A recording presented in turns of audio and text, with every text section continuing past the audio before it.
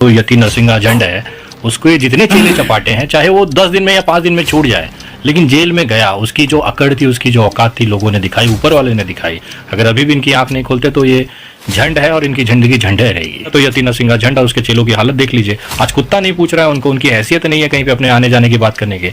ये वही इंसान था जो कह रहा था कि लाखों रुपया फीस देके मैं एडवोकेटों की फौज रखा हूँ। कहाँ चले गए, कहाँ मर गए वो सारे एडवोकेट जो आज उसको बेल नहीं दिला पा रहे हैं। अरे घमंड तो रावण का भी टूटा था सर, आज उसकी जिंदगी झंड हो गई, कुत्ता ना पूछ रहा है। तो आप अपनी औकात से ज्यादा जब भौंकोगे, ऊपर वाले को चैलेंज दोगे, प्रकृति को चैलेंज दोगे, तो ये सारी चीज झेलनी पड़ेगी। तब वहां पे ना मोदी काम आएगा, ना योगी काम आएगा, ना प्रशासन काम आएगा। रखी है काहे नहीं छूट गया, बेल रिजेक्ट हो रही है हर जगह से, इनकी फौज गायब है, इनके लोग गायब हैं। मैं दावे के साथ और चैलेंज करता हूं कि अगर इसके चेलों में अगर सही में किसी ने माँ का दूध पिया होगा, सही में अगर कोई एक बाप की औलाद होगा ना, तो छुड़ा के दिखा देवे। सिंहानंद जेल चला गया है। हिंदू धर्म का जो प्रकांड पंडित जिसको ये समझते हैं पुष्पेंद्र, उसको मैं कई बार डिबेट के लिए चैलेंज किया हूं। अंधभक्त गोबर भक्तों को यहां तक मुझे शर्म आती है कि अपने आप को हिंदू कहते हैं और गायत्री मंत्र का हिंदी पूछ दो तो वो नहीं बता पाते। उनसे पूछ दो कि क्या होता है महामृत्युंजय मंत्र का, हिंदी तो नहीं बता पाएंगे। तो इन लोगों ने जो हम लोगों को कहा है कि ये लोग नकली हिंदू है, बात समझिए। अब ये देश में हिंदू नहीं रहा। क्यों नहीं रहा? आरएसएस वादी की जो विचारधारा है ना, आरएसएस वाद जो है नफरत की विचारधारा है। कभी भी वो गीता का प्रचार किया है क्या? कभी भी उपनिषद का प्रचार किया है क्या? हिंदू हम लोग हैं जो हम लोग गीता की बात करते हैं, हम लोग उपनिषद की बात करते हैं, हम लोग प्रेम की बात करते हैं, हम लोग सद्भाव की बात करते हैं। इन जैसे जो हिंदू मुसलमान कराने वाले चेहरे हैं ना, इनके ऊपर रासुका और यूएपीए लगाया जाए, और ये ठीक उसी तरह से लगाया जाए जिस तरह से योगी जी ने लगाया था, और इनके घरों पर भी बुलडोजर चलना चाहिए। दुबे जैसी कि जब हम इनसे पहली बार मिले थे तब इन्होंने कहा था कि यति नरसिंहानंद जल्द ही जेल जाएगा, और कल ही ये खबर सामने आई है कि यति नरसिंहानंद जेल चला गया है। तो आज हम जो इनसे बात करेंगे उसमें इनसे जानने समझने की कोशिश करेंगे कि आगे क्या होने वाला है। तो सब चलते हैं विनय दुबे जी के पास सबसे पहले हम, और सवाल लेते हैं कि विनय दुबे जी, आपने कहा था कि नरसिंहानंद जल्द जेल जाने वाला है, और खबर यही आ रही है कि नरसिंहानंद जो है सलाखों के पीछे चला गया है, कानून के शिकंजे में फंस गया है। देखिए, एक तो ये चीज़ कहना चाहूँगा, ये धरती, ये पृथ्वी, आप, मैं, यहाँ का चींटी, जानवर, पक्षी, पेड़ पौधे, सारे चीज़ बिना उसकी मर्ज़ी के नहीं हिलते हैं। अगर हम उसी से बगावत कर लें और उसी को गालियाँ दें तो कितने दिन तक वो आपको सुखी रखेगा। इसने तो सबसे बड़ा जो दुश्मनी ले लिया, उससे ले लिया जो पूरी हुकूमत चला रहा है, पूरी दुनिया चला रहा है। तो इसके साथ ये सब होना लाजमी है।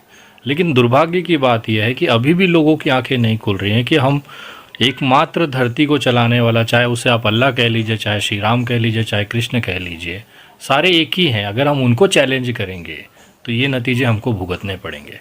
और मैं दावे के साथ कह सकता हूँ कि आप जो यति नरसिंहा झंड है, उसको ये जितने चेले चपाटे हैं, चाहे वो 10 दिन में या 5 दिन में छूट जाए, लेकिन जेल में गया, उसकी जो अकड़ थी, उसकी जो औकात थी, लोगों ने दिखाई, ऊपर वाले ने दिखाई। अगर अभी भी इनकी आंख नहीं खोलते तो ये झंड है और इनकी जिंदगी झंड है रहेगी।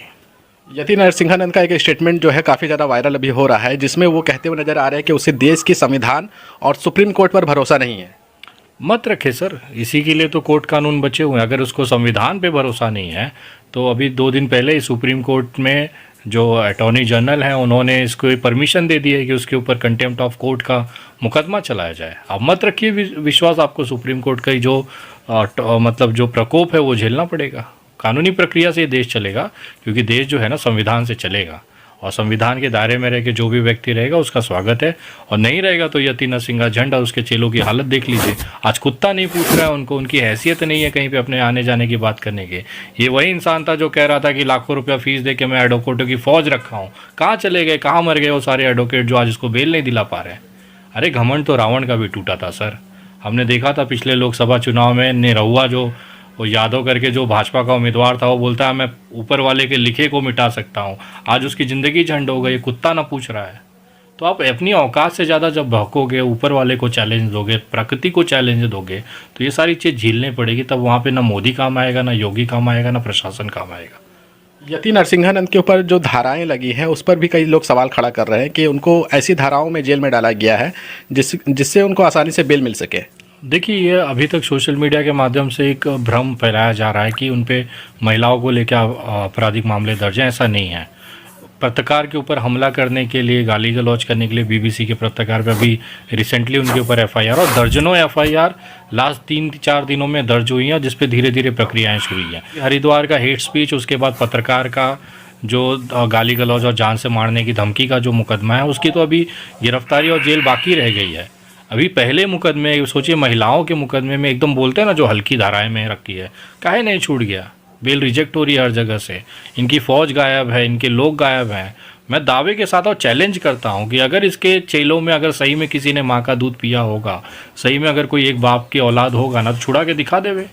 कानूनी प्रक्रिया देश संविधान से चलेगा, मैं हमेशा कहता रहा हूँ, और इनकी हैसियत नहीं है कि ये छुड़ा लेवे। हम बात करते रविकांत भारती से, ये भी लगातार सोशल मीडिया पर अपने पेज से आवाज़ उठाते रहते थे और